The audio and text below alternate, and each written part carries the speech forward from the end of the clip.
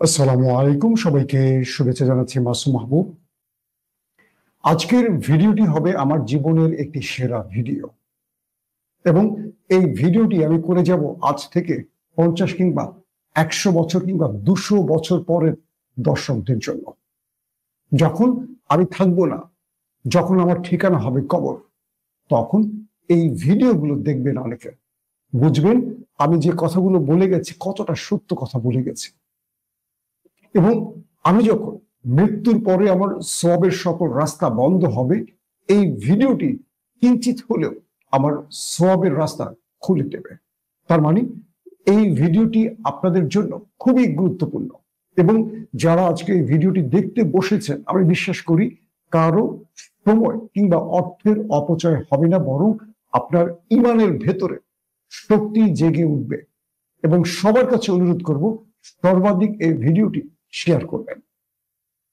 আজকে পুরো পৃথিবীর দিকে তাকান, ফিলিস্তিনের দিকে তাকান। 200 থেকে 250 কোটি মুসলমান থাকার পরও ফিলিস্তিনে মাত্র 24 থেকে 25 লক্ষ মানুষ মার খাচ্ছে। ফিলিস্তিনের চারপাশে আরব রাষ্ট্রগুলো, যাদের অর্থের অস্ত্রের কোনো সংকট নেই, কিন্তু কেউ মাত্র 1 কোটি ইহুদির দেশ দখলদার বাহিনীকে প্রতিহত করতে আসছে না। যখন 350-এর অধিক ফিলিস্তিনি নারী শিশু না খেয়ে মারা যাচ্ছে, তখন আরো পেট পুড়ে খাচ্ছে, শুধু নয় খাবার অপচয় করছে।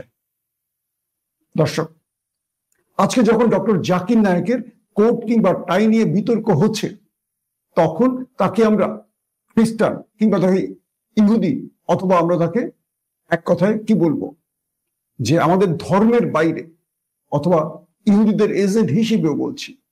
কিন্তু এই মুসলমানরা যারা আজকে আমরা বিতর্কে জড়িয়ে গেছি, একবার খেয়াল করবেন, এই মুসলমানরা পুরো পৃথিবী 1000 বছর ধরে শাসন করেছে, কিন্তু আজকে আমাদের শাসন করছে পশ্চিমারা, ইউরোপীয়রা। তাদের কাছে আমরা দয়া ভিক্ষা চাই, অর্থ ভিক্ষা চাই। তাদের কাছে আমরা কেন পরাজিত হয়েছি একবার চিন্তা করেন। মদিনা যে রাষ্ট্র তৈরি হয়েছিল মহানবী সাল্লাল্লাহু আলাইহি সাল্লামের হাত ধরে, এবং যে রাষ্ট্র 1000 বছরের অধিক সময় ধরে পুরো পৃথিবী শাসন করেছে, আজ তারা ইসরায়েলের মতো কিংবা ইউরোপীয় যারা আমাদের কাছে দয়া ভিক্ষা চাইতো, তাদের কাছে আমরা হাত পেতে বসে আছি কেন? এই ইতিহাস কি আপনাদের অবশ্যই জানা উচিত নয়? চলুন আমরা সেই ইতিহাসের দিকে চলে যাই। জানাবো অনেক হিস্ট্রি, শুধু ইতিহাস জানাবো না, প্রতিটা মুহূর্তের আপডেট থাকবে। বহির্বিশ্ব, বাংলাদেশ, সব আপডেট এই খবরের মধ্যে আমি নিয়ে আসবো।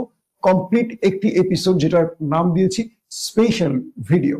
দর্শক, প্রথম যে তথ্যটি দিয়ে আমি শুরু করতে চাই, অর্থাৎ মহানবী সাল্লাল্লাহু আলাইহি সাল্লাম মদিনা রাষ্ট্র তৈরির পর একে একে সাহাবীরা এসছেন, আমাদের খোলাফায়ে রাশিদিনরা, এবং তাদের প্রত্যেকের মৃত্যুর পর একটা সময় সৃষ্টি হয়েছে এরকম যে মুসলমানদের বীরত্বের ইতিহাস হারিয়ে ফেলতে শুরু করেছে। বদর, উহুদ, খন্দকের যুদ্ধের ইতিহাস আমরা ভুলে যাচ্ছিলাম। অর্থাৎ পরবর্তী প্রজন্ম যখন বনু উমাইয়া ক্ষমতায় বসে আছে খোলাফায়ে রাশিদিনের পর, এমনকি আমাদের পৃথিবী বিখ্যাত যিনি প্রতিটি যুদ্ধে বিজয় লাভ করেছিলেন, সেই খালিদ বিন ওয়ালিদের ইতিহাসও পরবর্তী প্রজন্ম ভুলে যেতে শুরু করেছিল। তখন বনু উমাইয়াদের একজন শ্রেষ্ঠ খলিফা ওমর বিন আব্দুল আজিজ, তিনি সিদ্ধান্ত নিয়েছেন মুসলমানদের এই ইতিহাসগুলো বই আকারে লিখবেন। অর্থাৎ মহানবী সাল্লাল্লাহু আলাইহি সাল্লাম থেকে শুরু করে বনু উমাইয়ার আব্দুল আজিজ পর্যন্ত এই ইতিহাসগুলো লেখা। এবং সেই জন্য তিনি একজনকে দায়িত্ব দেন 1717 খ্রিস্টাব্দে, যার নাম ইবনে সাহাব আল জহুরি। এই ইবনে সাহাব আল জহুরিকে তিনি ডেকে আনেন, সেই সময় সবচেয়ে বড় স্কলার। তাকে বলা হয় মুসলমানদের সকল ইতিহাস যেন তিনি লিপিবদ্ধ করেন। 717 খ্রিস্টাব্দে এই সাহাব আল জহুরি তিনি এই বইটি লেখার কাজ শুরু করেন, এবং তাকে নির্দেশনা দেয়া হয় যেন প্রতিটি মসজিদ, মাদ্রাসা, মক্তবে বা প্রতিটি বিদ্যা কেন্দ্রে তিনি যেন আল্লাহ রসুলের পর থেকে একেবারে উমাইয়া বংশ পর্যন্ত এই হিস্ট্রিগুলো মানুষকে বলেন। তিনি প্রতিটি মানুষের কাছে ছুটে যেতেন এবং এই ইতিহাসগুলো বলতেন। এ সময় তিনি অনেক ছাত্রের তৈরি করেন, অর্থাৎ তার কাছে যারা শিক্ষা অর্জনে আসতো, এরকম বহু ছাত্র তৈরি হয়। তিনি প্রথম এই বই লেখার, ইসলামের ইতিহাসে তিনিই প্রথম লেখার কাজটি শুরু করেন। খেয়াল করবেন, এটা আপনাদের খুবই গুরুত্বপূর্ণ। এই ইবনে সাহাব আল জোহরি হলেন ইসলামের ইতিহাসের প্রথম ইতিহাস লেখক, যিনি একজন বড় স্কলার ছিলেন। এরপর দেখা যায় যে তিনি যখন মারা যান তার আগে তিনি তার বিখ্যাত দুজন ছাত্রকে পৃথিবীর বুকে ছেড়ে দিয়ে যান। এর একজন হলেন ইমাম মালিক এবং আরেকজন হলেন ইবনে ইসাক। এই দুজন এরপর এই দায়িত্বটা গ্রহণ করে, পরবর্তী মুসলমানদের ইতিহাসগুলোর কাজ তারা শুরু করে। এরপর দেখা যায় যে তারা এই বইগুলোকে, তিনি যে লিখে গেছেন তার এই বইগুলোকে তারা আরো সমৃদ্ধের কাজ শুরু করেন। এরপর 720 খ্রিস্টাব্দে আততায়ীর হাতে শহীদ হন ওমর, যার নামটি বললাম, ওমর বিন আব্দুল আজিজ, বনু উমাইয়ার শাসক। তারপর 30 বছর আস্তে আস্তে স্তমিত হয়ে যায় মুসলমানদের গর্বের ইতিহাস। দেখা যায় একটা পর, মানে একটা সময়ের পর, এই যে সাহাব আল জহুরি যে কাজটি করে গেছেন, মুসলমানদের স্বর্ণাক্ষরে লিখা বা স্বর্ণালী বিজয়ের গল্প, এই বইটিও গায়েব হয়ে যায়, অদৃশ্য হয়ে যায়, হারিয়ে যায়। এই বইটির আর কোনো সন্ধান পাওয়া যায় না। তারপর আসে নতুন খেলাফত মুসলমানদের, আব্বাসীয় খেলাফত। আব্বাসীয় খেলাফত যখন বুঝলেন যে মুসলমানদের পরবর্তী প্রজন্মের কাছে যদি কোনো ইতিহাস না থাকে তাহলে এই বীরত্বের ইতিহাসগুলো মানুষ ভুলে যাবে, তখন এই আব্বাসীয় খলিফা যিনি ছিলেন মনসুর, তিনি ক্রমান্বয়ে চিন্তা করেন যে বড় বড় স্কলারদের নিয়ে তিনি কিছু করতে চান। পরে দেখা যায় যে এই আব্বাসীয় খলিফা তিনি আবারও এই দায়িত্ব পালন করেন এবং ইবনে মালিক এবং ইবনে ইসাক এই দুজনকে আবার ডেকে আনেন। ডেকে এনে তিনি আবার দায়িত্ব দেন যে কি করে আবারও একটি মুসলমানদের ইতিহাস লিখার কাজ করা যায়। তখন পরবর্তী সময় দেখা যায় যে তারাও আবারও জোরে সোরে এই কাজটি শুরু করেন। তারপর আস্তে আস্তে মানে আব্বাসীয় খেলাফতি পুরো পৃথিবীতে জ্ঞান বিজ্ঞান চর্চা বৃদ্ধি পায়। বলা হয় পুরো পৃথিবীতে, অর্থাৎ আল্লাহ রাসূলের নবুয়তের পর থেকে মুসলমানদের জ্ঞান বিজ্ঞানের নজর, বা মুসলমানদেরকে আজকে যে পুরো পৃথিবীতে বিজ্ঞান চর্চা হচ্ছে, নিউটন আইনস্টাইনের জন্ম হয়েছে, এই জন্মের মূল কারিগর এই আব্বাসীয় খেলাফত। অর্থাৎ এখানেই পৃথিবীর সবচেয়ে বড় লাইব্রেরি তৈরি হয় এবং এখান থেকে পুরো পৃথিবী থেকে বড় বড় স্কলার আসেন এবং এখানে বই লিখেন কিংবা এখানে বই সংগ্রহ করেন, এখানে পড়াশোনা করেন। জ্যোতির্বিদ বলি, যত রকম বিজ্ঞানীরা আছে সবাই এই বাগদাদে এসে আব্বাসীয় খেলাফতে যোগ দেন। দর্শক, এরপর যেটা হয় যে ক্রমান্বয়ে আব্বাসীয়রা একটা পর্যায়ে এসে দেখা যায় তাদের মধ্যেও দুর্বল শাসক আসে। তারপর একজন সফল শাসক আসেন, হারুনুর রশিদ। আপনারা জানেন যে মুসলমান ইতিহাসের সবচেয়ে মানে আব্বাসীয়দের সবচেয়ে শ্রেষ্ঠ শাসক যার নাম বলা হয় তিনি হলেন হারুনুর রশিদ। তো প্রথমে যিনি আসেন মনসুর, তিনি 662 খ্রিস্টাব্দে বাগদাদে রাজধানী প্রতিষ্ঠা করেন। এরপর তিনি ওই যে সাহাব আল জহুরির ছাত্রদের দিয়ে সেখানে ক্রমান্বয়ে ইসলামিক চর্চা বা ইতিহাস চর্চার কাজটি শুরু করেন এবং সেখানে নতুন করে আরেকটি বই লেখার দায়িত্ব দেয়া হয় এবং সেখানে বলা হয় যে হযরত আদম আলাইহিস সালাম থেকে শুরু করে আব্বাসীয় খলিফা আল মনসুর পর্যন্ত মুসলমানদের সকল ইতিহাস যেন তারা লিপিবদ্ধ করেন পরবর্তী প্রজন্মের জন্য। তারপর দেখা যায় যে একটা পর্যায়ে তিনিও আল মনসুরও মারা যান। আসেন আমাদের খলিফা, যার কথা একটু আগে বললাম, হারুনুর রশিদ। এবং একটি বিষয় যে এই বইগুলো বারবার হারিয়ে যায় বা গায়েব হয়, কথাটা আমি বলছি কেন? ওই সময় যে বইগুলো লেখা হতো এই বইগুলোর কোনো কাগজ ছিল না, পৃথিবীতে কাগজ আবিষ্কার হয়। তারা বিভিন্ন পদ্ধতিতে বিভিন্ন কালিক এবং কলম তো বুঝতে পারছেন, আগের যুগের কলম এরকম তরল পানির মধ্যে কালি থাকতো, এরকম ছুঁয়ে ছুঁয়ে তারপর লিখতে হতো। বিভিন্ন খুব মূল্যবান বা এটা খুব পরিশ্রম বা এটা অনেক কষ্টের একটা ব্যাপার ছিল। মানে লিখার কাজটা এত কঠিন ছিল সেই সময়, কাগজ কলম তো আজকের মতো ছিল না। তারা এই বইগুলো লিখতেন, দেখা যেত যে এরকম একটা দুইটা বই তারা লিখতে তাদের অনেক বছর লেগে যেত, অনেক কষ্ট হতো। এগুলো সংরক্ষণ করাও কঠিন হতো, এগুলো নষ্ট হয়ে যেত দ্রুত। এইভাবে এই বইগুলো একটার পর একটা হারিয়ে যায়। তারপরে যখন দেখা যায় যে কাগজের যে প্রয়োজনীয়তা আস্তে আস্তে অনুভব হয়, তারপরে হঠাৎ করে জানা যায় যে চীনে কাগজ তৈরি হচ্ছে, অর্থাৎ চীন এই কাগজ পৃথিবীতে প্রথম তৈরি করেছে।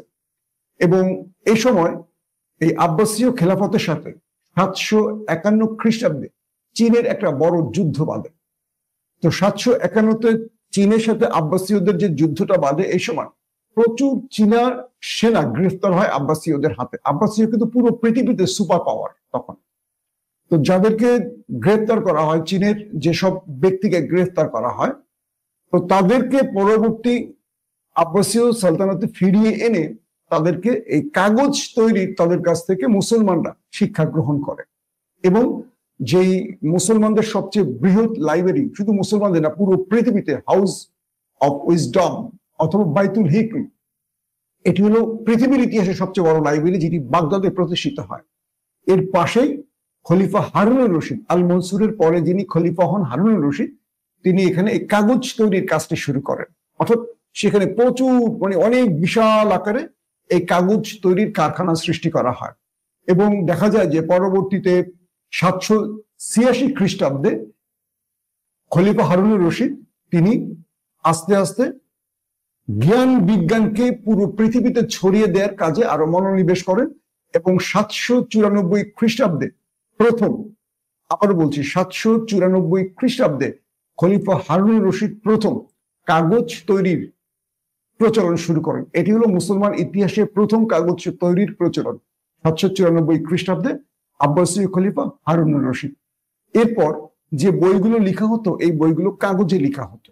খেয়াল করবেন, হাতে লিখতো কিন্তু কাগজে, আমাদের এই প্রিন্টিং বইয়ের মতো না, কাগজের মধ্যে হাতে লেখা হতো। এবং ইতিহাস বলে মুসলমানদের এই সময়টিকে বলা হয় ইসলামিক গোল্ডেন এজ। অর্থাৎ পৃথিবীর সৃষ্টির পর আল্লাহ রাব্বুল আলামিন যে পৃথিবী তৈরি করেছেন কত হাজার বছরের, এই পুরো ইতিহাসের পাতা খুঁজে ইসলামিক গোল্ডেন এজ যে সময়টিকে বলা হয়, এটি আব্বাসীয় খেলাফতের হারুনুর রশিদের সময়। এবং পুরো পৃথিবীর সকল বড় বড় বিজ্ঞানী, গবেষক, স্কলার এই আব্বাসীয় সালতানাতে এসে এই যে হাউস অফ উইজডম বললাম অথবা বাইতুল হিকম, এখানে জড় হতেন। এখানে তারা এই জ্ঞান বিজ্ঞান নিয়ে গবেষণা করতেন। আজকে যে মানুষ স্পেসে যাচ্ছে, আজকে যে নাসা তৈরি হয়েছে, পৃথিবীর তাবৎ বিজ্ঞানীরা এখানে এসে ভিড় করেছিলেন।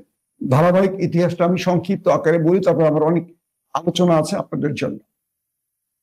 এরপর দেখা যায় যে এই যখনই এই হারুনুর রশিদ এই কাগজ তৈরির প্রচলনটি শুরু করেন, তখন পৃথিবীতে বহু বিখ্যাত মানুষের আগমন ঘটে। এই সময় সহিহ বুখারী এবং সহিহ মুসলিম শরীফের যে 6টি হাদিস গ্রন্থ এখানেই লেখা হয়, এই সময়টিতে লেখা হয়। কারণ দেখা যাচ্ছিল যে আমাদের রাসূলের চলে যাওয়ার রাসূলের ওফাতের পর খোলাফায়ে রাশিদিন, তারপর সাহাবীরা একে একে সব মারা যাচ্ছেন, কিন্তু এই ইতিহাসগুলোকে কাগজে লেখার সুযোগ ছিল না, তো কাগজ ছিল না, এবং একের পর এক ইতিহাসগুলো হারিয়ে গেছে। তো পর্যায়ক্রমে আব্বাসীয় খলিফারা এই হাদিসগুলোকে সংরক্ষণ করে সহিহ বুখারী, সহিহ মুসলিমে 6টি গ্রন্থ এই সময় এই লাইব্রেরিতে তৈরি হয়, অর্থাৎ আব্বাসীয় খলিফাদের এই সময়টিতে। এবং ইবনে ইসাকের যে গ্রন্থটি, যেটি গায়েব হয়ে যায়, পরবর্তী এই ইবনে ইসাকের ছাত্র, দেখেন ধারাবাহিকতা কিভাবে এটা চলে এসছে। এটি আপনাদের জন্য খুবই তথ্যবহুল একটি স্টোরি আমি বলতেছি আপনাদের জন্য। তো ইবনে ইসাকের যিনি ছাত্র ছিলেন ইবনে হিশাম, পরবর্তী তিনি তার বাকি কাজটা চালিয়ে যান। অর্থাৎ ইসাকের বিদায়ের পর আসেন ইবনে হিশাম, এবং পরবর্তী তিনি আস্তে আস্তে মুসলমানদের এই ইতিহাসগুলোকে আবার তুলে আনেন। ধারাবাহিকভাবে হারিয়ে যেতে যেতে একটা পর্যায়ে এসে আব্বাসীয় খলিফাদের কাগজ আবিষ্কারের পর এবার এগুলোকে সংরক্ষণ করা শুরু হল। তো ইবনে হিশাম তিনি নতুন করে এই ইতিহাস লেখার কাজগুলো শুরু করেন, এবং পরবর্তী প্রজন্মের জন্য এগুলো সংরক্ষণের কাজ শুরু হয়। দেখা যায় প্রায় 300 বছর পর ইউরোপ, মুসলমানদের কাগজ আবিষ্কারের 300 বছর পর ইউরোপ কাগজ আবিষ্কার শুরু করতে পেরেছে। আজকে যে ইউরোপ পৃথিবীতে সবচেয়ে উন্নত, আধুনিক অস্ত্র বলি, আধুনিক সবকিছু, ইংল্যান্ড, আমেরিকা, ফ্রান্স, জার্মান, এদের দিকে তাকালে আমাদের খুব দরিদ্র গরিব মনে হয় না? এরা কত উন্নত, আর আমরা এখনো ভাঙা রাস্তায় হাঁটি। আমাদের ইন্টারনেট কবে আসছে, আমাদের টেলিফোন কবে আসছে, আমরা তো ওদের দেখা দেখি, ওরাই তো এগুলো আবিষ্কার করছে। কিন্তু মুসলমানদের কাগজ আবিষ্কারের 300 বছর পর ইউরোপীয়রা, 3 বছর না, 30 বছর না, 300 বছর পর তারা কাগজ তৈরির কৌশল শেখে। কারা? ইউরোপীয়রা। এরপর দেখা যায় যে সেই সময়টা যখন দেখা যায় মুসলমানরা জ্ঞান বিজ্ঞানে এগিয়ে যাচ্ছে, এবং ওই সময় একটা নতুন দুর্বলতা তৈরি হয়। মানে আব্বাসীয় খলিফারা যখন একে একে বিদায় নিচ্ছিলেন, তখন দেখা যায় যে ভালো শাসক খারাপ শাসক তো ক্রমান্বয়ে আসতে থাকে। তো হঠাৎ করে মুসলমানদের মধ্যে জ্ঞান বিজ্ঞান চর্চা বাদ দিয়ে শুরু হয় নানান কুতর্ক। কে আওয়ামী লীগ, কে বিএনপি, হ্যাঁ, ৭১ মুক্তিযুদ্ধ কারা করছে, কারা বিরোধিতা করছে, কে রাজাকার। যেখানে আমাদের বাংলাদেশ ৫৪ বছর ধরে কোনো বিজ্ঞান, কোনো আধুনিক কোনো চর্চা নেই, একটা চর্চা, তুই রাজাকার, তুই ৭১ বিরোধী। মানে পুরো বাংলাদেশকে ভারত রাজাকার আর মুক্তিযুদ্ধ চেতনার মধ্যে আটকে দিয়ে আমাদের পুরো প্রজন্মকে আটকে দিয়েছে। সবাই এগিয়ে গেছে, ভারত সহ অনেক এগিয়ে গেছে। বাংলাদেশ এগিয়েছে বলেন তো? বুয়েট আছে, কুয়েট আছে, রুয়েট আছে। এরা যারা একটু মেধাবী এখানে পড়ে বিদেশ চলে যায়, কারণ বাংলাদেশ তো আর কোনো গবেষণার জায়গা না। এখানে চর্চা হবে একটাই, তুই রাজাকার, তুই ৭১ বিরোধী। এখন পর্যন্ত ৫৪ বছর পর একই ন্যারেটিভ চলে। ডাকসু নির্বাচনে ওই একই ন্যারেটিভ, ওই একই। এর বাইরে আমাদের কোনো জগৎ নাই, আমাদেরকে ওখানে আটকে রেখেছে। খেয়াল করেন, আপনাদের জন্য দুর্দান্ত মেসেজ আছে, পুরো ভিডিওতে থাকতে হবে ধৈর্য সহকারে। আজকে একটু সময় অপচয় করেন। তো যখন আব্বাসীয় খেলাফতের মধ্যে শুরু হয়ে যায় মুসলমানদের মধ্যে এই বিতর্ক, শিয়া সুন্নি বিতর্ক, একটা কি বলে গাছের পাতায় কয়টা ফেরেশতা বসতে পারে এটা নিয়ে গবেষণা।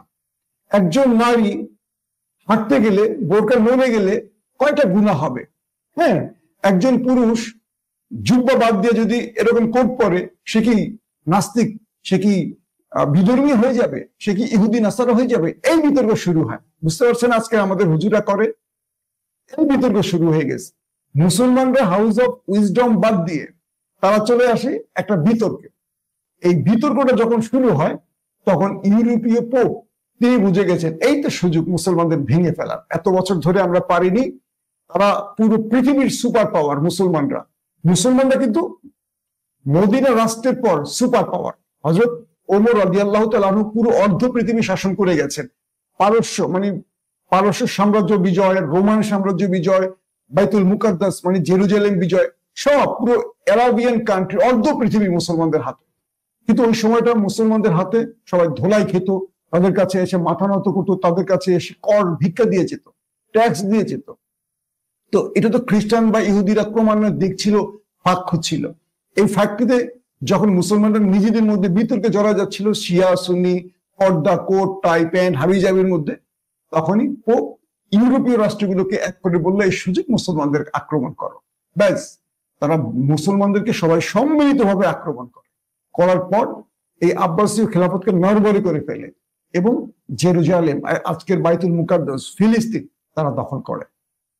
হযরত ওমর রাদিয়াল্লাহু তাআলা আনহুর পর আব্বাসীয় খেলাফতের সেই সময়টিতে এসে এই দীর্ঘ কয়েকশো বছর চিন্তা করেন, ফিলিস্তিন মুসলমানদের ছিল, এটি নিয়ে যায় ইউরোপীয়রা। এরপর খেয়াল করেন, তো দেখা যায় ইবনে হিশাম তিনি যে বইগুলো লিখে যান তার ধারাবাহিকতায় দেখা যায় যে আস্তে আস্তে আস্তে মুসলমানদের তো জ্ঞান বিজ্ঞান থেকে সরে যায়। তো এই দুর্বল টাইমটা যখন ফিলিস্তিনের দখল হয়ে যায়, সেই সময়টা কি করে, চেঙ্গিস খানের নাতি হালাকু খান তিনি এই সুযোগটি পেয়ে যান। তিনি করেন কি, আস্তে আস্তে মঙ্গোলীয়রা আস্তে আস্তে মুসলমান সাম্রাজ্যের দিকে নজর দেয় এবং তারা ক্রমান্বয়ে মুসলমানদের রাজ্য মানে যে সালতানাত গুলো আছে এগুলো দখলে মনোনিবেশ করে। একটা পর্যায়ে তারা আব্বাসীয় খেলাফতে এসে আক্রমণ করে এবং আব্বাসীয় খেলাফতে তারা আক্রমণ করে এত পরিমাণ, বলা হচ্ছে যে প্রায় 18 লক্ষ মুসলমান, 18 লক্ষ, ফিলিস্তিনে তো 1 লক্ষের মতো মারলো নেতানিয়াহু, 18 লক্ষ মুসলমান মেরে ফেলছে হালাকু খান।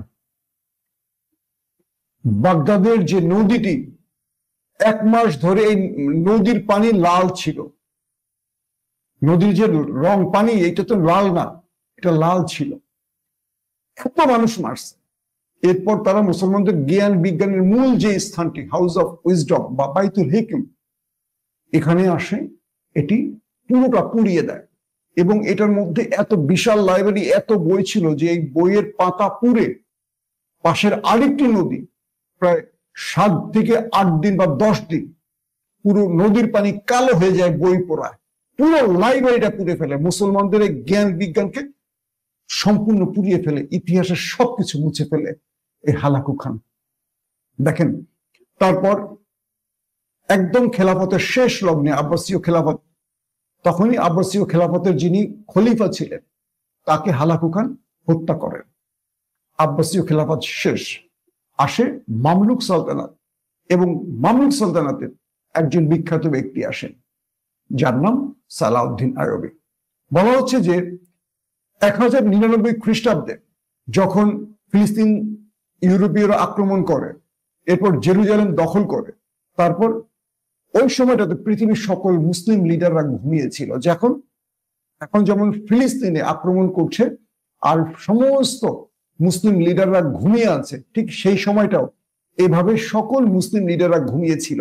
আর এই সুযোগে ইউরোপীয়রা ফিলিস্তিন নেয়, আর হালাকু খান এসে পুরো আব্বাসীয় সালতানাত বাগদাদকে ধ্বংস করে দিয়ে মুসলমানদের 1000 বছরের ইতিহাসকে ধ্বংস করে দিয়ে যায়। তারপর সেই সময় যিনি সবচেয়ে বড় স্কলার ছিলেন ইমাম ইবনে আসাকি, এবং তিনি পুনরায় ফিলিস্তিন বিজয়ের জন্য মুসলমানদেরকে আবার উদ্বুদ্ধ করেন, ইমাম ইবনে আসাকি, এবং তিনি আবারও এই বই লেখার কাজগুলো শুরু করেন, মুসলমানদের কাছে নতুন করে আবারও বার্তা দেন, কালচারাল ফ্যাসিজমের বিরুদ্ধে আবারও তিনি মুসলমানদের ঐক্যবদ্ধ করার চেষ্টা করেন। আর এই ইমাম ইবনে আসাকিরই ছাত্র ছিলেন, আজকের নাম বলেন সালাউদ্দিন আইয়ুবী। তিনি 1187 খ্রিস্টাব্দে 2 লক্ষ সেনা নিয়ে আবারও ফিলিস্তিন বিজয় লাভ করেন। পুরো ইউরোপীয়দের বিরুদ্ধে সালাউদ্দিন আইয়ুবী 1187 খ্রিস্টাব্দে 2 লক্ষ সেনা নিয়ে আসেন, কিন্তু ইউরোপীয়রা সবাই একজোট। তারপর একটা রক্তক্ষয়ী যুদ্ধের মাধ্যমে ফিলিস্তিন বিজয় করেন। এটি ছিল আমাদের লাস্ট বিজয় সালাউদ্দিন। ওমরের পর দীর্ঘ সময় আমাদের হালাকু খানের আগ দিয়ে ইউরোপীয়রা দখল করে আব্বাসীয় সময়। তারপর সালাউদ্দিন আইয়ুবী তিনি 1187 খ্রিস্টাব্দে এসে আবারও জেরুজালেম বিজয় করেন। তারপর সালাউদ্দিন আইয়ুবীর বিজয়ের পর পুরো পৃথিবীতে শেখ মুজিবের ইতিহাস চর্চা শুরু হয়ে যায়। অর্থাৎ যে মুসলমানদের ইতিহাসের সবচেয়ে খারাপ শাসক ছিলেন, জালিম ছিলেন ইয়াজিদ, তাকে নিয়ে বই লেখেন হঠাৎ করে কারা, যে বইটির নাম হয় ফাজাইলে ইয়াজিদ। এই ফাজাইলে ইয়াজিদের মাধ্যমে পুরো পৃথিবীতে ইয়াজিদের বীরত্ব, মহানায়ক, ইসলামের সবচেয়ে বড় খাদিম হিসেবে প্রতিষ্ঠিত করা হয়। বুঝতে পারছেন, আমাদের ইতিহাসে যেমন শেখ মুজিব সবচেয়ে বড় বিখ্যাত ব্যক্তি বাংলাদেশের ইতিহাসে, প্রজন্ম তাই জানে। তো এখন আমাকে অনেকে আওয়ামী লীগের গালাগালি করবেন, সঠিক ইতিহাস না যাই সেদিকে, অন্য একদিন বলবো। তো ফাজাইলে ইয়াজিদের মধ্যে ইয়াজিদের বীরত্ব, মানে তাকে শ্রেষ্ঠ শাসক, শ্রেষ্ঠ মানুষ হিসেবে দেখানো হয়। যখন এটি দেখলেন যে ইমাম ইবনে জৌজি, যখন দেখলেন কি রে ইয়াজিদের মতো খারাপ ব্যক্তিকে পৃথিবীতে বিখ্যাত বানিয়ে ফেলছে, তো ইমাম ইবনে জৌজি করলেন কি, এইটার এগেনস্টে আবার বই লিখলেন, ইয়াজিদ কেমন ছিলেন, তার চরিত্র উন্মোচন করলেন, এবং আল্লাহ রাসূলের থেকে শুরু করে বাকি সাহাবীদের এবং পরবর্তী শাসকদের ইতিহাস ইমাম ইবনে জৌজি আবারও লেখা শুরু করলেন। এর নামগুলো কিন্তু ধারাবাহিক আসছে, একজনের পর একজন, একজনের পর একজন এসে কিভাবে মুসলমানদের ইতিহাসকে রক্ষা করেছে। তারপর দেখা যায় যে সালাউদ্দিন আইয়ুবীর সময় একজন বড় স্কলার ছিলেন, পৃথিবী বিখ্যাত একজন স্কলার ছিলেন, তার নাম হলো ইমাম ইবনে আসির। অনেকে এই ইমাম ইবনে আসিরের বই বা তাফসির পড়ে থাকেন। তিনি আসেন, তিনি এসে কোরআনের অনুবাদ, তাফসির এবং মুসলমানদের ইতিহাস গ্রন্থ লেখায় মনোনিবেশ করেন। ইমাম ইবনে আসির পৃথিবী বিখ্যাত একজন দার্শনিক, লেখক, যাকে বলতে পারি ইতিহাসবিদ, যে ভাষায় আপনি বলেন। এবং এরপর মুসলমানদের ক্রমান্বয়ে তাদের সময়টা আস্তে আস্তে আস্তে আস্তে আমরা যখন দেখি যে আবার স্থবিত হয়, খেয়াল করবেন তো পর্যায়ক্রমে হালাকু খানের ইতিহাসটা মুসলমানদের, তিনি শুধু বাগদাদে না, তিনি ধরেন ধারাবাহিক মুসলমান রাষ্ট্রে আক্রমণ করতেন। তো এই আক্রমণের ইতিহাস শেষ। তারপর দেখা যায় হাউস অফ উইজডম শেষ, মানে মুসলমানদেরকে আবার নতুন করে উজ্জীবিত হওয়ার কাজটি শুরু হয়। তো হঠাৎ করে পৃথিবীতে ইউরোপীয়রা একটা আবিষ্কার করে ফেললেন, কি? প্রিন্টিং প্রেস, অর্থাৎ কাগজ তৈরির পর সেই কাগজে মানুষ আর হাতে লিখবে না, অথবা মানুষ হাতে লিখবে কিন্তু এই হাতে লেখার কাজটি কপি হাত দিয়ে আর হবে না, অটোমেটিক এটি মেশিনে করবে। বুঝতে পারছেন? তো 1258 খ্রিস্টাব্দে বাগদাদ ধ্বংসের পর ক্রমান্বয়ে যখন মুসলমানদের মধ্যে অস্থিতিশীল অবস্থা, তো এরপর মামলুক আসে, মামলুকদের পরে সেলজুক আসে, সেলজুকদের পরে আসে অটোমান সাম্রাজ্য সালতানাত। তো এই সময়টি পৃথিবীতে একটা ধাক্কা আসে যে ইউরোপীয়রা প্রিন্টিং প্রেস তৈরি করে ফেলে, এবং এখান থেকেই আমরা আমাদের পরাজয় শুরু। তো যখন এই প্রিন্টিং প্রেসটি তৈরি করে তখন তারা প্রতিদিন হাজার হাজার বই লিখতে শুরু করলো ইউরোপীয়রা, এবং পুরো পৃথিবীতে বইগুলো তারা ছড়িয়ে দেওয়ার কাজ শুরু করলো। দেখেন, খুব ইন্টারেস্টিং একটা ব্যাপার, আমাদের আল বিরুনি এবং ইবনে খালদুন এরা তো পৃথিবী বিখ্যাত ইতিহাসবিদ বলেন, বিজ্ঞানী বলেন, এরা সায়েন্টিস্ট ছিলেন। তো এরা যে বইগুলো লিখে গেছেন এই বইগুলো ইউরোপীয়রা সংগ্রহ করেছিল, খালদুনের এবং আল বিরুনির, এবং এই বইগুলো পড়ে এখান থেকেই আজকের আইনস্টাইন বলেন আর নিউটন বলেন, এরকম ইউরোপে বিখ্যাত বেশ কিছু বিজ্ঞানীর জন্ম। এবং তারা কি করলো, পুরো ইউরোপে প্রিন্টিং প্রেসের মাধ্যমে এই বিজ্ঞান বা সায়েন্সকে ছড়িয়ে দিল। আর তখন মুসলমানদের শেষ এম্পায়ার ওসমানী সালতানাত ছিল। তারা কি করলো, ওসমানী সালতানাতের যে সুলতান তিনি সিদ্ধান্ত নিলেন তিনিও প্রিন্টিং প্রেস আনবেন এবং মুসলমানদের এই বিজ্ঞানের বইগুলো সারা পৃথিবী মুসলমানদের কাছে ছড়িয়ে দেবেন। তখন কি হলো, ওসমানী সালতানাতের যারা বড় বড় স্কলার শায়েখ তারা বলল এটি নাজায়েজ, কারণ আল্লাহ বলছেন কলম দিয়ে লিখতে, কিন্তু জ্ঞান কখনো মেশিনে ছাপানো যাবে না, এটা হারাম। বুঝতে পারছেন আমার কথা? মন দিয়ে শুনবেন। তো ওসমানী সালতানাতের স্কলার, আমাদের দেশের স্কলার আছেন না, নারী নেতৃত্ব হারাম, কোট পরা হারাম, টাই পরা হারাম, জাকির নায়েক কোট পরেন টাই পরেন তিনি কাফের, তিনি ইহুদিদের দালাল। আমাদের দেশে মাসলা দেয় না। দেখেন মুসলমানদের পরাজয়ের ইতিহাস, আমি বানায় বলছি না, সত্য বলতেছি না সঠিক বলতেছি, একটু ইতিহাস ঘাটবেন। এই তথ্যগুলো দিতে তো আমাকে দীর্ঘ সময় পড়াশোনা করতে হয়েছে। এগুলো কিন্তু আমি ইংল্যান্ডে বসে পড়াশোনা করতাম যখন ফেরারি ছিলাম। অনেক চেষ্টা করছি, অনেক বই যেটা বাংলাদেশে নেই সেখানে পেয়েছি, অনেক দেশ ঘোরার সুবাদে আমার অনেক বই পড়ার সুযোগ হয়েছে। তো ওসমানী সালতানাতের স্কলাররা যখন বুঝলেন, মানে স্কলাররা তখন কি করলেন, যে কোনো প্রিন্টিং প্রেসে বিদ্যা ছড়ানো যাবে না, এটা হারাম, বরং আমাদের রাইটাররা নিজেই লিখবেন। একই লেখক একটা বই লিখে আবার সেই বইটাকে দেখে দেখে তিনি আবার লিখবেন, মানে একজন লেখক বা তার 5 জন অনুসারী বই লিখে লিখে ছড়াবেন কয়টা, আর মেশিনে দিয়ে দিনে শত শত বই বের হয়ে যাচ্ছে মেশিনে, প্রিন্টিং প্রেস। এখান থেকে মুসলমানদের পরাজয় শুরু। ওসমানী সালতানাত কয়েকশো বছর পর বুঝলো যে আমরা আর ইউরোপীয়দের সাথে পারছি না, যে ওসমানী সালতানাত আমেরিকা তাদের ট্যাক্স দিত, ইউরোপ তাদের ট্যাক্স দিত, পৃথিবীর সকল সাম্রাজ্য তাদের ট্যাক্স দিত, তারা ছিল সুপার পাওয়ার, আজকে যেমন আমেরিকা সুপার পাওয়ার।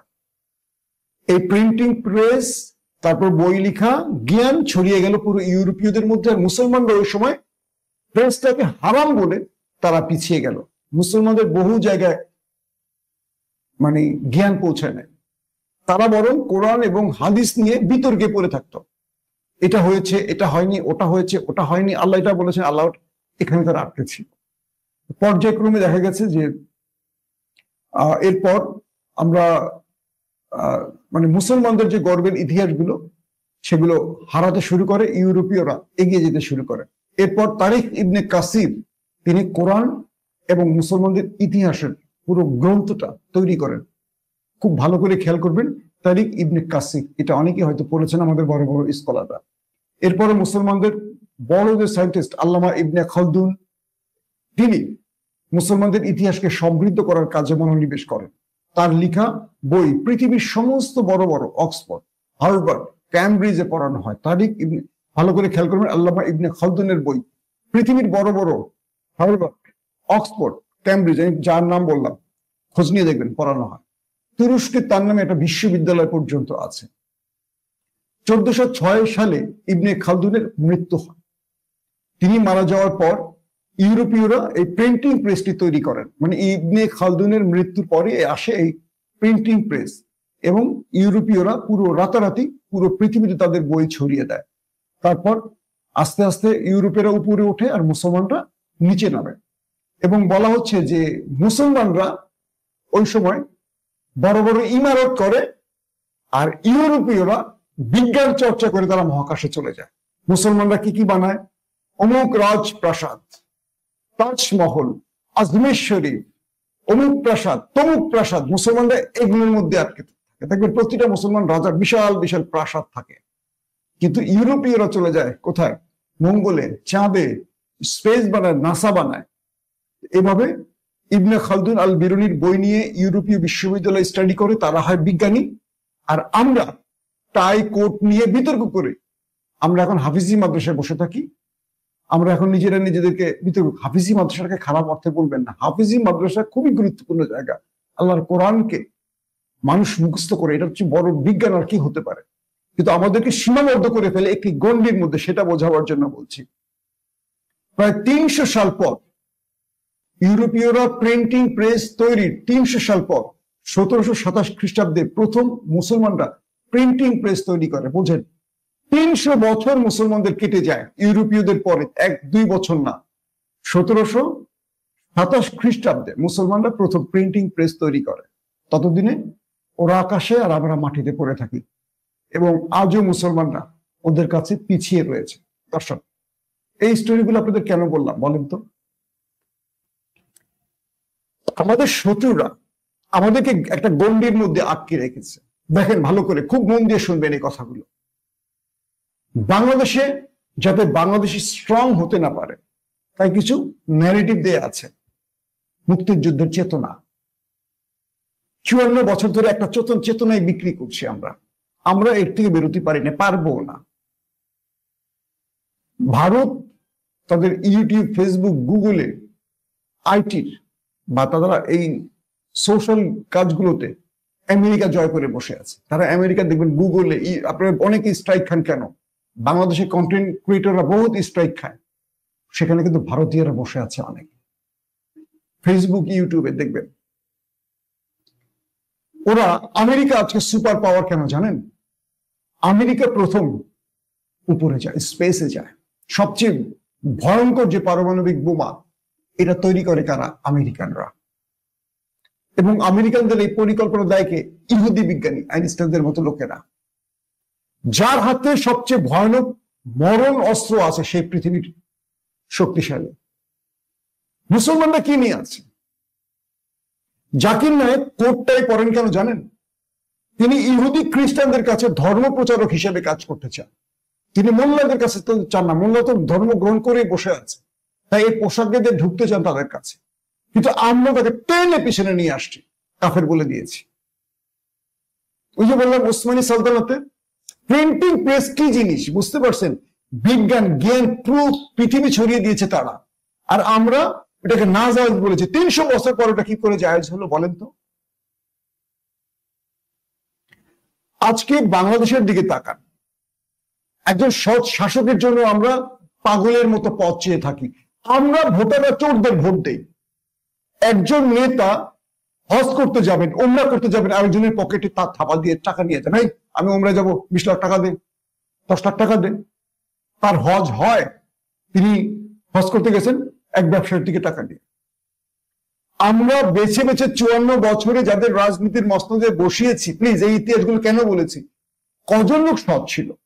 একবার চিন্তা করেন, যে লোকগুলো ক্ষমতায় বসেছে তাদের যে সম্পদের পাহাড় তৈরি হয়েছে, এগুলো রাষ্ট্রের টাকা চুরি করে না? যারা বাংলাদেশের রাজনীতি করেন, একবার প্রশ্ন করেন তো, এরা কজনে চাকরি করে? এদের এই অর্থগুলো আসে কিভাবে? এই বিলাসিতা আসে কোত্থেকে? মানুষের মাথায় কাঁঠাল ভেঙে না? রাষ্ট্রের সম্পদ লুট করে না?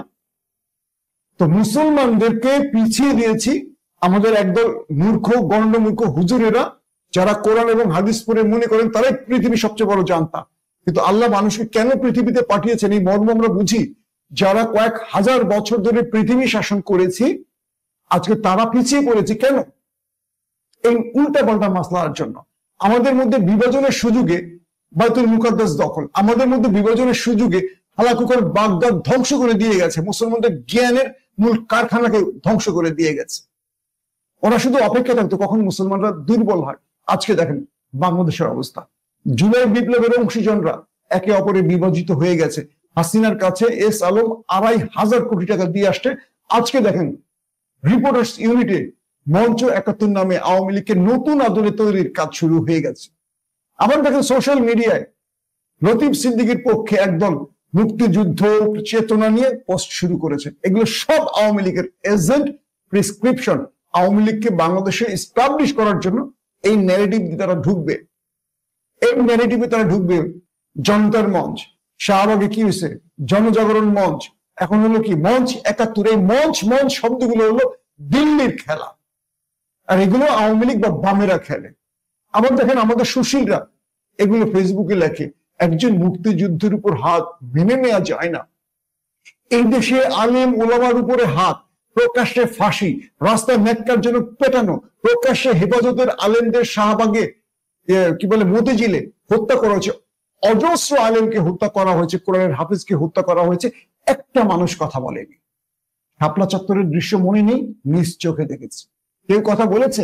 বলেনি। কিন্তু ওইসব কথিত মুক্তিযোদ্ধা মদ খায়, মাঝিবাজি করে, নামাজ পড়ে না, আল্লাহর প্রতি বিশ্বাস নেই যাদের, লতিফ সিদ্দিকী কি নাস্তিকপন্থী লোক না? তার লেখা নিয়ে মাঝখানে আন্দোলন হয়নি, তিনি ক্ষমা চাননি। মনে আছে শেখ হাসিনা তাকে সরিয়ে দিয়েছিল কৌশলগত কারণে, তার জন্য চেতনার দণ্ড হারিয়ে যায়। অথচ প্রত্যেকটি মুসলিম পরিবারের ছেলে, মুসলমানদের মুসলমানিত্ব হারিয়ে গেছে। ভাই আপনারা ঐক্যবদ্ধ হন। এই ভিডিওগুলো বানাই কেন বুঝেন? আজ থেকে ৫০-১০০ বছর পরে এই ভিডিওগুলো দেখলে বুঝবেন মাসুম ভাই যে কথাগুলো বলছে ঠিক বলছে কিনা। সালাউদ্দিন আইয়ুবী একটা কথা বলেছিলেন, আমি বাইতুল মুকাদ্দাস বিজয় করেছি আমার আল্লাহর জন্য। কিন্তু কতদিন মুসলমানরা ধরে রাখতে পারবে জানি না, কারণ এটা বারবারই শত্রুর টার্গেটে পড়েছে, এটা দখল করেছে। যে ওমর রাদিয়াল্লাহু তাআলা আনহু এটি প্রথম বিজয় করেছেন, সালাউদ্দিন আইয়ুবী এসে এটা বিজয় করেছিলেন। তারপর ওসমানীরা ধরে রেখেছেন, আরবরা এসে ব্রিটিশদের সাথে মিলে ওসমানী সালতানাত ভাঙার জন্য তারা যুদ্ধ শুরু করেন। বাস আরবদের প্ররোচনা এটা চলে যায় ব্রিটিশদের হাতে, ব্রিটিশরা এটা ইসরায়েলের হাতে তুলে দেয়। আজকে আরবরা পাশে বসে আছে। কত বড় বিশ্বাসঘাতকের জুব্বাওয়ালারা বুঝতে পারছেন? হ্যাঁ, ইতিহাসগুলো কার? প্রতিটা ইতিহাসের পাতায় পাতায় মুসলমানরা বিশ্বাসঘাতক। আপনারা আমার কথাগুলো শোনেন ভাই, মন দিয়ে শোনেন। আমি আপনাদের কোথায় টাচ করার চেষ্টা করছি একটু বোঝার চেষ্টা করেন। অনেকে এখন আমাকে দালাল বলবেন, এটা বলবেন, কিচ্ছু যায় আসে না। এই মূর্খগুলো থাকবেই, এই মূর্খগুলো সমাজকে নষ্ট করবে। আমি বারবার বলি ঐক্যবদ্ধ হন। রাজনৈতিক প্ল্যাটফর্মে ভিন্ন মত থাকুক। আজকে ঢাকা ইউনিভার্সিটির ডাকসু নির্বাচনে মেধা দিয়ে প্রতিযোগিতা করেন। কে কত ভালো মেধাবী, কে কত ভালো একাডেমিক পজিশনকে, মানে ঢাকা ইউনিভার্সিটির একাডেমিক পজিশনকে উন্নত করতে পারবে। ডাকসু যেন কোনো রাজনীতির হাতিয়ার না হয়, ডাকসু যেন আগামী নির্বাচনে মাসেলম্যান তৈরি না করে, ডাকসু যেন কোনো কোনো দলকে ক্ষমতায় বসানোর জন্য রাজপথে রক্ত ঝরানোর কোনো বড় মিছিল তৈরি না করে। ডাকসু যেন মানুষের অধিকারে হয়, ছাত্রদের অধিকারে হয়। এটা হবে? হবে না। ডাকসুতে যারাই নির্বাচিত হবে কোনো না কোনো দলের হাতিয়ার যেন না হয়, এটা বন্ধ করেন। যে ছাত্ররা আমার ভিডিও দেখছেন একটু বোঝার চেষ্টা করেন, কাদের সময় আপনাদের বোনেরা নিরাপদ থাকবে? কারা এত বছর ধর্ষণ করেছে? কোন ছাত্র সংগঠন ধর্ষণের সেঞ্চুরি করেছে? কোন ছাত্রদের মধ্যে মাদক সেবী আছে, ধর্ষণের গল্প আছে, নষ্টামি আছে, বদমাশি আছে, চাঁদাবাজি আছে, কেন্দ্র দখলের ইতিহাস আছে, গণরুম বা গেস্ট রুম তৈরির প্রচলন কাদের মধ্যে আছে? খেয়াল করুন। কাদেরকে আপনারা শুধু মানে সাইবার বুলিং করেন। কিন্তু দেখেন এমন বহু ছাত্র সংগঠন আছে এদের মধ্যেও, যারা ক্যাম্পাসে আসলে আপনারা শান্তিতে ঘুমোতে পারবেন। চিন্তা করেন তারা কারা, একটু খেয়াল করেন। ইউনিভার্সিটিতে পড়েন, জ্ঞানটাকে খোলেন। আপনাদের জ্ঞান অনেক উপরে, বুঝি, অন্ধ থাকবেন না। মুসলমানদের ইতিহাসগুলো কেন বলি? মুসলমানরা তাদের পথ থেকে সরে গেছে, নির্দিষ্ট পথ এটা না। আজকে আমাদের ইতিহাস নিয়ে অনেক বিতর্ক তৈরি হয়েছে, অথচ আল্লাহ রাসূলের পর উমাইয়া শাসক থেকে ধারাবাহিক আমাদের ইতিহাসের লেখার কাজ হয়েছে, কিন্তু সেই ইতিহাসগুলো কালের গর্ভে হারিয়ে গেছে। আমরা সংরক্ষণ করতে পারিনি। আমরা জ্ঞান বিজ্ঞানে পিছিয়ে আছি, আমাদের আধুনিক অস্ত্র নেই। আমাদের কি আছে মুসলমানদের বলেন? আমরা যে অস্ত্রগুলো আমাদের আছে এগুলো সব ওদের থেকে কিনে আনছি, আমরা নিজেরা কিছু আবিষ্কার করতে পারছি না। কেন পারছি না? কারণ আমরা জ্ঞান থেকে সরে গেছি। আবার আমাদের যারা একটু ভালো করে তাদেরকে টেনে আমরা নিচে নামায় দিচ্ছি। আমাদের কাছে এখন চেতনা সবচেয়ে বড় জিনিস। চেতনা বিক্রি করে আমরা এখন অনেক কিছু করব। চেতনা বিক্রি করে আমরা মহাশূন্যে চলে যাব, স্পেসে চলে যাব, এমনকি আল্লাহর দরবারে যখন হাজির হব মৃত্যুর পর হাসরের ময়দানে চেতনা দিয়ে আমরা জান্নাতে যাব। প্রত্যেকে ভালো থাকবেন। আল্লাহ হাফিজ।